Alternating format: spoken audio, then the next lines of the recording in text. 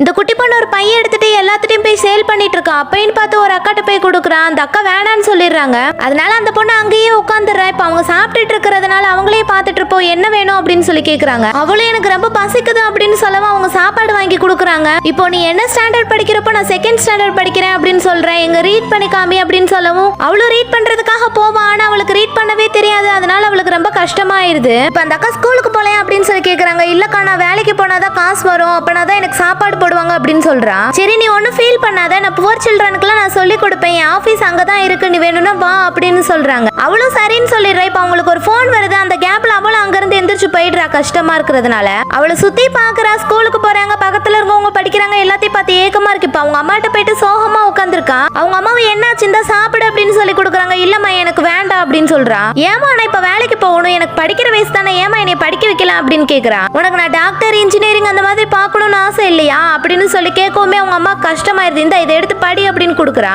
அவங்க அம்மாக்கு படிக்க தெரிஞ்சிருக்காது. நீயும் படிக்கல நானும் படிக்கலன்னா எப்படிமா அப்படின்னு சொல்லி கேட்கவுமே அவங்க அம்மாக்கு கஷ்டமானதுனால அப்பா வரும் நான் கேட்டு சொல்றேன் அப்படின்றாங்க. இப்ப அந்த பொண்ணு தனியா உட்காந்துருக்கா. அவங்க அப்பாவும் அவங்க அம்மாவும் போயிட்டு இந்த உனக்காக ஒன்று வாங்கிட்டு வந்திருக்கோம் அப்படின்னு சொல்லி திறந்து பார்க்கவுமே அதுல புக்கு பேனா எல்லாமே இருக்கு. இப்போ அந்த பொண்ணுக்கு ரொம்ப சந்தோஷமாயிருது.